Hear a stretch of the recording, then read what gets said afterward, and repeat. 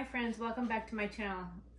This is My Thrifted Home and my name is Dusty, and usually I love to do estate hauls and thrift store hauls and decorating and home tours, but I do have a few different things on my channel. Because it's my channel, I can kind of do whatever I want. So I have some children's book stories on there for those of you that may not know it. If you have nieces, nephews, grandchildren, children that you need to give them a little something to do, you can have me read them a story on YouTube. I have several children's stories on there. Granted, it's further back in my history, but there are also, I can't think of what they're called, playlists that have them broken down under that. So there might be one that's all Laura Ingalls, one that's all I think his name is Ollie the Tractor, Clifford the Big Red Dog.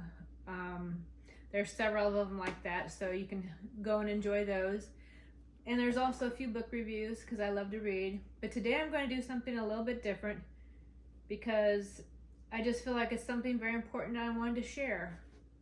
So in my personal life, there's been a challenge recently, and I don't really want to disclose what it is, but if you would please pray for my husband and I, that would be wonderful. We'd appreciate it very much. But we need God's guidance and His help and His supply of a need in our lives. And we're dependent on Him to do it because He's a great big God. But last night I was very discouraged. And I've been reading this book by John Burke called Imagine the God of Heaven. Now he's written another one called Imagine Heaven, and I also did review that, so that's in one of my videos. And I love his books about God and heaven. They're fantastic, and it's been such a comfort to read those and know about where some of my loved ones are and where someday I can't wait to join them and see Jesus face to face.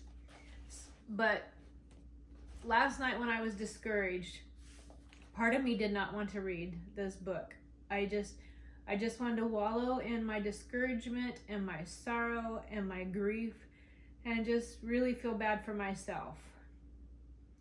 And it's so easy to do when I look at circumstances and how I want something to go, how I want things to be, and wanting that control over my own life to have things my way, because somehow I think I know what's best for me. But God knows better, and He has the whole picture. I just have like the one little grain of sand picture, and He can see all the sand in the world, you know, from the Sahara to the Gobi to the beaches to everywhere. Like here where we live in Fayetteville, it's sandy soil. He knows all about that sand too, even though it's mixed with dirt, you know? So He's got the complete picture. So I want to share with you part of this chapter I read last night that really encouraged me, and hope that maybe it will be an encouragement for you as well. So hopefully you'll put up with me as I read this. It talks about this. The name of the chapter is How Prayer Works with God. Lorraine Woodford pleaded with her brother-in-law on the phone. David, I need you and Shelley to pray. Jim didn't come home last night and I feel something's horribly wrong. David replied with confirmation of the seriousness of her concern. Shelley woke up in the middle of the night several times with the urge to pray, and now we know why. Another of Lorraine's sisters reported later that she too had been awakened with an urgent sense to pray. Lorraine and her sisters believed in Jesus, but her husband Jim did not. He'd stubbornly ignored God for years. He had no interest in God, even after contracting Guillain-Barré syndrome, a severe autoimmune disease that attacks his nervous system, causing excruciating pain. The disease also permanently grounded him from his lifelong passion of flying. Jim Wolford had flown 42 different types of aircraft, including a 737, which he piloted around the globe. Flying was his love, having logged thousands of hours as a commercial airline pilot. Though he grew up in a Catholic family in Newfoundland, he never prayed. Jim admits, my one goal in life was to have things. I had a yacht, an airplane, 19 British sports cars that I kept in a garage on my horse farm. I enjoyed things, but never once did I ever have the urge to talk to God. My sole goal was to accumulation of wealth, and I was good at it. But as the intensity of the pain from his disease increased, so did his need for relief. Jim drove out to his horse farm that night to check on a broken fence, and as he sat in his truck watching the sunset, He popped the last 2 pills of his bottle. He had lost count of how many opiates he'd taken that day, and he took too many as it turned out. Jim's head hit the steering wheel as he died. Medical records later documented that he'd been 11 hours without any sign of brain activity. He said, I had never asked God for anything, but as I saw the setting sun with my hand shaking violently, from somewhere deep inside there was this feeling, acknowledge God. Thank him for the life you thought was your own doing and ask forgiveness. And I said, Jesus, forgive me. And with that, I collapsed. I woke up, I sat back up, and immediately I felt incredibly well. I got out of the truck, I walked about 15 feet away, and it was as if I'd taken off a heavy, wet overcoat and all the pain with it. I looked down, and I could see through my feet to the ground, but I just dismissed that as an effect of the drug. But I felt like I was 20 years old again, and I thought, I have got it right. Finally, that's it. You just take the whole bottle. I looked back to the truck, and I suddenly felt outraged. Someone was sitting in my truck and sleeping on the steering wheel. When I looked at the body in the truck, the moment seeing the blood gushing out of the mouth, I realized the body on the steering wheel was mine, and suddenly I began to rise. Meanwhile, the next morning, Lorraine and her 3 sisters, her brother-in-law, and her nephew gathered in her kitchen. 2 officers of the Royal Canadian Mounted Police collected information on where they might find Jim. After a while, the 6 family members joined hands and prayed, never imagining that Jim would actually see their prayers. After traveling swiftly through a tunnel of light, Jim landed gently on a beautifully manicured grass. To his right, he saw the heavenly atmosphere. To his left, he saw what he described as an eternity without God. And before he appeared to be made a final choice. I knew the tunnel behind me was closing, and I had to step out of the tunnel. I stepped and felt something solid. The tunnel closed and I could see grass. The most beautiful grass imaginable. Each blade lit up as I walked on it. I looked out on the most beautiful scene ever. I've seen Hawaii, the savannah, Arizona. Nothing compares. As a pilot, I tried to find the sun to get my bearings, but there was no sun. I had never read the Bible, so I didn't know it said that there is no sun in heaven. But the rolling hills and mountains were covered with flowers, with colors beyond description. I was breathless by the beauty. But as I looked to the left, the beauty went from green to brown to scorched to ugly black rock, dropping into a deep crevice probably 300 yards away. It was like a visual dichotomy. I was confused by the difference between the beauty to the right and the emptiness to the left, so I made my way over toward the crevice out of curiosity. I got to the edge and looked down, and what I saw looked like a distant campfire in a deep, dark valley at night. I, both in terror and fascination, noticed this thing, this creature. It was about 50 feet high, obese, sniffing around in the bottom of this pit, and it was on fire. The creature turned and looked up at me, and I looked into the eyes of the creature. Words fail me to describe the sheer hatred for me I felt in its eyes. It looked like the face of a hyena on the body on fire. It snarled. It breathed up the canyon walls, coming for me, and I could smell the stench of death. The worst part is that you feel the pain of all the hurt you caused. I experienced that pain.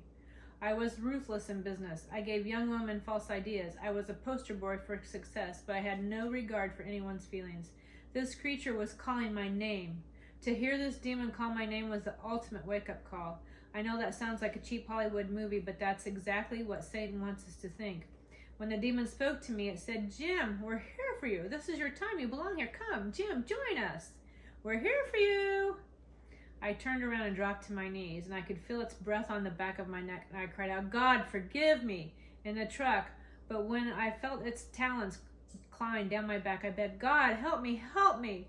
I expected nothing. I had ignored God all of my life, and I deserved nothing. As soon as Jim cried out for God's help, he saw 3 points of light appear in the distance, rapidly approaching. The 3 lights converged, strafing Jim's head like the 3 fighter pilots doing a flyby. He turned his head just in time to see the convergence of the 3 lights strike the hideous creature, which shrieked and darted back into the crevice. I turned, and I was looking at the 3 of the most magnificent creatures you could imagine. The first was 10 feet tall, and I found that he had been assigned to me from conception. I want to stop for a second and just think about that. At conception, while we're still in our mother's womb, we're each assigned a guardian angel. And you can think I'm hokey or crazy. I don't care, but I believe that.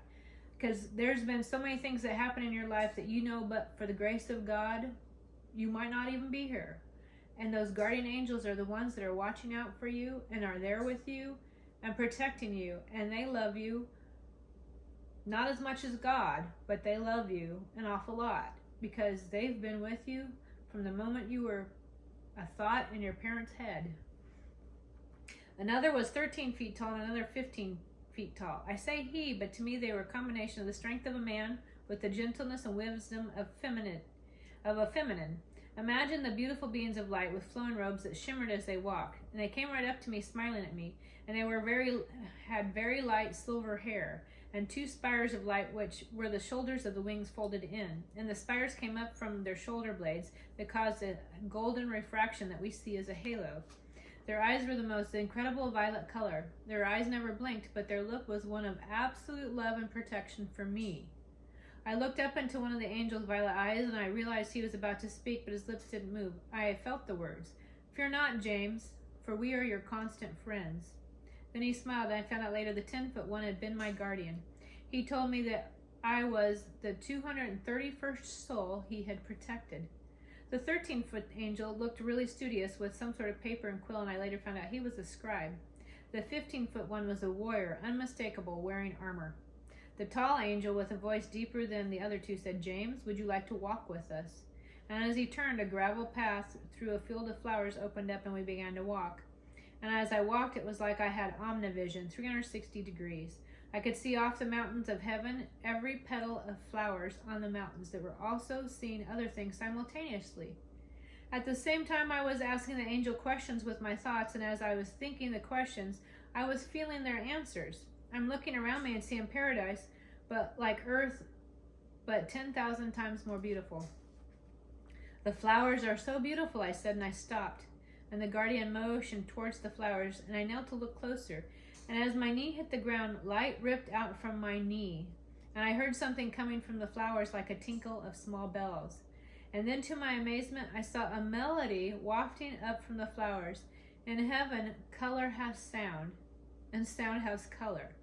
"Is that music?" I asked. A big grin crossed the guardian as he said, "James, the flowers of heaven are happy that you're here, and they are singing to you." And I was in awe. I looked up in the sky, and it was a cerulean blue. It was a sunless, deep, deep blue, and I spotted something like streaks of brilliant light going straight up. To me, as a pilot, they looked like the white contrails of ice left behind by jets, and I thought, are those contrails? And as I was stunned, seeing 6 contrails cross the sky, I asked the guardian, "What are those?" And he said, "James, those are the prayers of your family those are the prayers of your family for your soul as we speak." When I got back, I found that my family all came to the house, and 6 of them prayed. And if it be the will of Jesus, please send Jim back. And I was in heaven seeing those prayers. And I said, "Prayers for me?" And the guardian angel went on to say, "Sadly, mankind is losing the will to pray. Your grandparents would make time to pray after the day was over, but sadly, again, mankind has become a culture of instant gratification. With your devices, you watch something instantly. People go to church, pray to God on Sunday, and if it doesn't happen by Tuesday, they say God doesn't care. Every prayer that has ever been uttered by anyone ever conceived, every prayer is recorded in heaven. Jim, your prayers are recorded to show that you, during your life review, all the things you've prayed for that didn't happen. God will one day show you when a prayer was not answered. It was because God knew it would not be good for you. And yet you can power through with your own free will to try and make it happen." The guardian explained to me that God has absolute respect for our free will because love can never be taken, it must only be given. He will not violate our free will because free will is necessary for love. Guardian said, "James, touch my robe." And I did, and instantly we were in the sky. And I wondered if it was for me because I was a pilot. And I was looking down on the golden city. Instantaneously, I knew I was looking down on God's celestial home. And I saw immaculately laid out concentric circles of gold streets. with green belts between them, and they intersected to form crosses. Streets of gold, but not like we think of gold. There was translucent gold that you would see almost like glass, with a golden tint. Everything flowed to a brilliant light that appeared to be the throne of God. As the golden streets grew nearer the throne, their color became more transparent, as if some kind of crystal. And the buildings I saw were in the Greek-Roman style, but not hewn from stone, hewn from blocks of light. I could see the buildings in all their glory, and the buildings were magnificent in scope and size, but there was a warmth to them. It felt like I had come home. Looking down on the populace of people, all tribes and nationalities, they were beings of light, but they had the features of men, women, and children. They acted like normal people, and you could see families who had just been reunited in the holy city, and they were walking around describing things to the newcomer. It was relatable and stunning. Am I saying this correctly? Asked the Guardian. Because it seems like everybody appears to be in their early 30s or younger. Yes, James, you are correct. No one in heaven is older than Jesus when he died. It was explained to me that people can show themselves to their loved ones as they last remembered them. If you want to remember your child younger, that's how they'll appear. I started to point to buildings, and the Guardian described the halls of learning and the halls of music. We came upon a beautiful building and made of the same shimmering materials as the others, and I asked the angel, "What is that magnificent building?" And he replied, "James, this is the hall of knowledge. It is the repository of all the prayers and petitions that mankind sends to heaven and the throne of God." I was reassured again that nothing is ever lost to God, so that the knowledge spoken of is God's knowledge of the heart of man and his deepest longings, which are cataloged there. Along with prayers, there were accounts of the deeds of people, both good and evil. Again, nothing is lost to God. The halls of knowledge are where the book of each of our lives are kept. Jim miraculously revived and went from an agnostic to a fervent follower of Jesus. Jim saw the power of our prayers firsthand. And if we're going to do life with God, the first thing we must understand is how prayer works and why it's so important to God. And I think there's one more little section I wanted to see.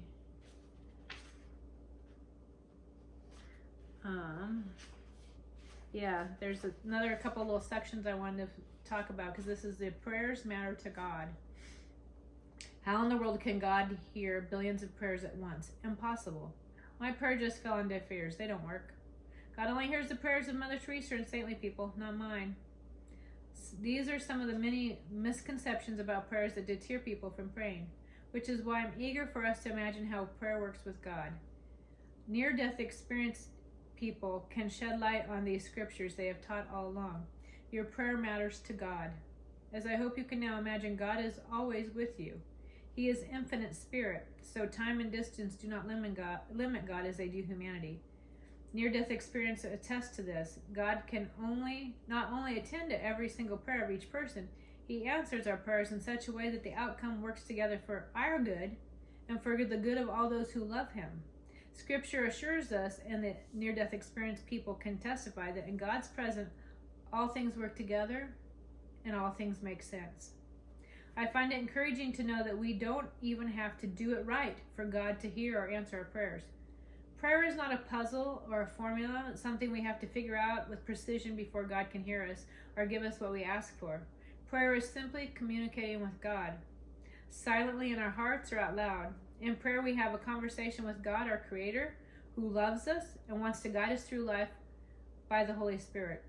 We don't have to be good at prayer. We simply have to be willing to do it. God promises his Holy Spirit will help us, aligning our will with God so he will work things out for our good. Romans 8:26 and 28. The Spirit helps us in our weakness. We do not know what we ought to pray for, but the Spirit himself intercedes for us through wordless groans. And he who searches our hearts knows the mind of the Spirit, because the Spirit intercedes for God's people in accordance to the will of God. And this is one of my favorite verses. And we know that in all things God works for the good of those who love him, who have been called according to his purpose. In heaven, every heartfelt prayer goes to God the Father on his throne. That means God hears your prayer, and apparently his angels record every one. Why are all our prayers recorded? Perhaps it's so that humans and angels forever remember the role prayer plays on earth, and why every prayer is so precious to God. Or maybe, as the angel told Jim, God will one day reveal to us in our life review how all of his answers worked out for our good, even if it didn't seem to us at the time. Never doubt that your prayers matter to God, and so does your suffering. Not one tear, struggle, question, or heartache taken to God in prayer is lost on him. In fact, the promise of Scripture is this: you keep track of all my sorrows. You have collected all my tears in your bottle. You have recorded each one in your book. Psalm 56:8. He holds our tears as treasures when we call out to him in prayer through the valleys of life. Dr. Gary Wood witnessed this promise firsthand when he died in a head-on car accident. In heaven, he was led to the throne of God by his deceased childhood friend John. I saw angels carrying golden bowls filled with liquid substance, and I asked John, "What is this?" And he told me it was the tears of the saints below. Every time a child of God prays so earnestly that a teardrop falls, an angel is there to catch the tear and deliver it to God. The tears are stored in golden bowls at the base of God's throne. And I saw other angels carrying golden vials filled with a vapor-like substance, and I asked the angels, "What is that?" And they replied, "It is the praises of the people on earth presented to God as a sweet-smelling incense." While in heaven, near-death experiencers see firsthand how our prayers are not just important to God, but substantial and effective. They set things in motion, including the angels of God. When we pray on behalf of others, we may not always see how our intercessions play out, because God works with the free will of each person, but our prayers do have an effect. Steve Kang, a former Buddhist, got into drugs during college. He smoked a death bowl consisting of marijuana mixed with many powerful psychedelic drugs, and as a result, he attempted slashing his neck and stomach. He believes Jesus rescued him from hell because of his Buddhist mother, who called on a Christian friend, who brought 8 people to the ICU to pray for Steve. Today, Steve's mother is a follower of Jesus, and Steve is a pastor. Likewise, God honored the prayers of Ian McCormick's mother. As Ian was thousands of miles from home, dying from multiple jellyfish stings, God awakened his mother in the middle of the night to pray for Ian, and simultaneously gave Ian a vision of his mother telling him to pray the Lord's Prayer. The prayers of mothers and fathers never miss God's attention. Ivan Tuttle, now a minister, credits his mother's prayers for saving his life. At age 26, he found himself in a hellish near-death experience after partying for days until the drugs had killed him. Then he said, "I heard a voice like a mighty roar of thunder that said, 'It is not your time yet. His mother's been praying for him since he was a little boy. You must release him. I have made a promise.' Ivan told me the voice said his mother had prayed over 28,000 times for me, and it was her faithful prayers that saved me. A parent's prayers are never forgotten by God. They are powerful and can move the hand of God, but not on their own. They cannot change a human heart." And this gets to me because I know myself when I got to be an adult, I wandered from God. I had been raised to be close to God as a child and through my teen years, but as I became an adult, I kind of just did my own thing. And I used God almost like a genie or a Santa Claus, like, "Hey, I need some help. Okay, got it, thanks, bye. Oh my gosh, I need some help. Okay, thanks, bye, got it." And I wasn't faithful in reading my Bible. I only prayed to God when I was under stress or struggle or life's challenges, and I just kind of went my own way. But I know for a fact that my mom was praying all the time for me to return back to the God of my youth and back to Jesus and the salvation I'd given so freely when I was young. That she was praying for me to return to the relationship that I had. And she passed away, and she never saw me return. She never knew that I did, because it didn't happen until about 10 years after she passed away that I came back to my relationship with Christ and started to build on it and started to lean into his grace and his mercy. So those prayers were honored, but not for 10 years. So she never saw the fruits of her prayers. Hopefully she knows it now that she's in heaven, but those prayers still matter, because even though the person's gone, the prayers aren't limited by that person. They're not limited by time and space in our bodies. They're spiritual and they're unlimited because they're used by God. I haven't got a second chance, but like Steve and Ian, he still had a choice of whether to follow God or not. No matter what, our prayers for others are powerful. Dean Braxton told me in his near-death experience he was traveling very fast on his way to heaven, And yes, the prayers of people who were praying for me were moving even faster than I was. They were like shooting stars passing me. Dean knew the prayers he saw that were closest to him were prayers for him, and the shooting stars that were farther away were for prayers for other people. And Dean went before the throne of God. He noticed something else. The prayers went straight to the throne and the Father. Not only did they go to the Father of God, but they went inside him. To help me understand this, you will have to realize that the throne of God is not a seat, it's a place. He is the throne. There were millions upon millions of prayers entering the Father, and I saw these lights of prayers like shooting stars entering the Father, and I came to understand that he answers our prayers with himself. Jesus downloaded information into me about prayers, and I saw mighty warring angels, and I knew that the prayers the most moved them. God heard our prayers and set angels into motion in response. I understood that our prayers must come from our hearts. Our God is a heart God, and he is looking for us to talk to him with our hearts. He hears us when we are praying from our hearts, and he hears your heart. He understands your heart, and he only wants to hear prayers from the heart. So I just wanted to share that with you because it made such a difference for me, and knowing that no matter how feeble my prayers are, or how sometimes I feel like they're lame and silly, but then I think about like this, because I have 2 daughters, and no matter when they call, I always want to hear from them. Even if they just want to tell me that, I went into the Piggly Wiggly and I bought some Nutella to put on peanut butter toast. I want to know about it. Or when my daughter Callie calls and says, oh my gosh, you should see what Gimli and Tolkien are doing, I'll send you pictures. I want to see it. I want to know. And if they call me and say, hey, I'm just having a bad day, can you pray for me? I absolutely want to pray for them. Even if it's something as minor as every time I hit a red light when I'm trying to go somewhere, I don't care. I want to be there for them. How much more does God want to be there for us as a perfect parent and all-loving God?